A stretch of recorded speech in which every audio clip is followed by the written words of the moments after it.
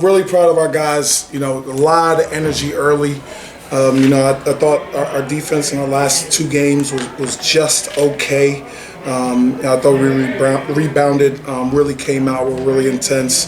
Chuba and Josh, I thought, were unbelievable, leading us in this one. Fitting because it's their last home game here, especially Chuba. 23 points, 16 rebounds, 5 assists. He's unbelievable, man. I don't know anyone in our league who's putting up the type of numbers he has been over the last couple games. We've really been riding him. So I can't be more proud of our squad right now. So you get the win, your final game of the season, another nail-biter. No quit this team, as I've been telling you. Momentum now going into the tournament. Your thoughts about that? Yeah, we want to be playing our best basketball by the end of the season. It's always been our goal. I think that was some of our best basketball of the year. Chuba Olams obviously was unbelievable. Josh was really good, and then Darius Quisenberry on one leg. I thought that his unselfishness. He has not practiced in over a month. He has not practiced for any games. Just can't put the wear and tear on his legs. He's limping before the game, and then somehow he musters up the energy to put in the type of performance he did. I'm just telling you, if he was a different type of kid and try to make it about his comeback, there's no way we could do that. And he was just unbelievable. We're really proud of our guys and the way they played. What did you tell them at the end of the game? What did you tell your seniors at the end of the game? In the locker room? Yeah. I was told we were just really proud of them. Our senior night, we talked about it beforehand. The unbelievable job that they did this year for themselves. Really, it's for themselves and their teammates. And we wanted to send them off on the right track. So, couldn't be more proud of those guys. 15 wins your first season. You have to be very proud of that. Yeah, like I said, the goal will always be to be playing our best basketball for by the end of the year. I think we're doing that. Proud of the way our guys have competed over the last, definitely this game. So, hopefully in the tournaments do or die now. So we just got to keep it going. Coach, you finished the season 10-4 at home. In preseason, you talked about defending home court as one of your main goals. Do you feel like this team achieved that goal this season? Yeah, I feel like it's always good to play in front of a home crowd. Unfortunately, we haven't had a full home crowd except for that the entire season, literally. Definitely the entire conference season. So proud to get back in front of our home fans who've been really good to us. I know the guys enjoyed it. And they were really vocal today, especially when Chuba got his 10th rebound. Could you talk about what that does for your players and how that affects their performance during the game? Yeah, it's always good to play in front of a home crowd, and I know our fan base is very proud of what our guys have accomplished this year, and I think they're extremely proud of Chuba. He's been here. I've said this for who knows how many years now. This is like 6, 7, 8 years. Who knows? So he knows everybody. The fan base knows him. The community knows him, and I'm proud he got to go out, leave Fordham that way. What are your thoughts about coaching in the tournament for the first time in the A-10? We're going to the tournament. We're trying to play our best basketball. It doesn't really matter when it is. We're going into every game. That's our Super Bowl. You have that experience with coming out of Villanova, playing these big-time games as well.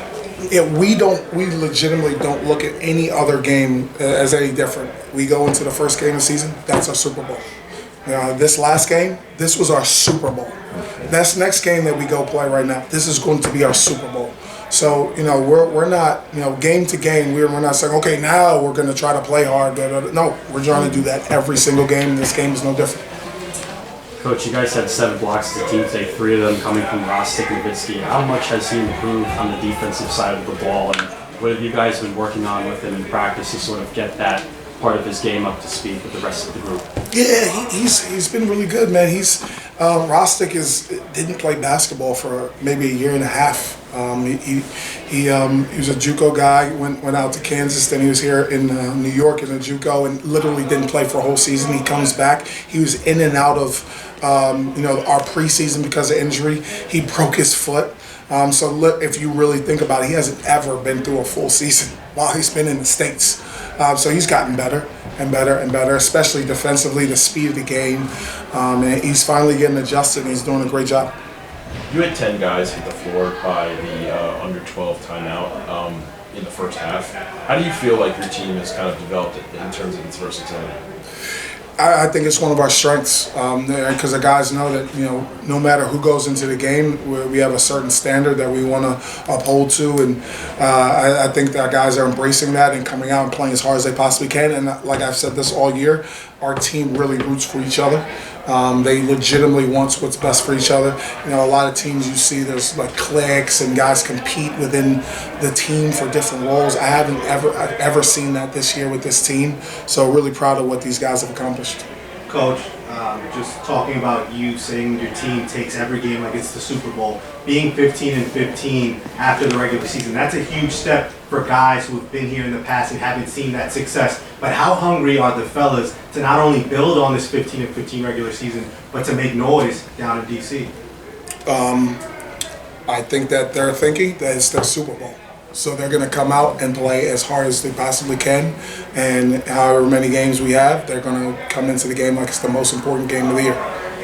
And just one last one for me. Quisenberry obviously not at 100%, but coming off the bench, he really gives your offense a spark and a pop. And how vital do you think that could be for your team, knowing if Quiz is coming off the bench, he's a guy who can give you 16 to 20 on any given day down there in DC? Well, he started today, but we'll go back and evaluate. If he's good to go, I don't. We make our decisions maybe the day before the game, so we'll see how that goes. Coach, you guys forced a 5-minute scoreless stretch in the second half. What was your mindset going out at halftime into the second half? Excuse me. I thought we knew that they were going to come out with a lot of energy, and they did. No team in the A-10. That's why it's such a great league. Just lays down and just says, "Okay, fine, we're down, and you have it." And they had a lot of fight, and I thought our guys, to their credit, came out with an extremely focused start to half and sustained it throughout. They made their runs, they threw their punches, and our guys took it and just kept coming. So really proud of them for that. Coach, one more for me. Today's game plan, I'm sure, was shutting down James Bishop in the Atlantic 10 in scoring. What's it like to game plan for a player like him, and how you convey that message to the team to get that concept into their mindset? A lot of sleepless nights, very scary. Him, Bishop, and Ben Seal, I cannot express enough how good those two players are and how much we respected them coming in here.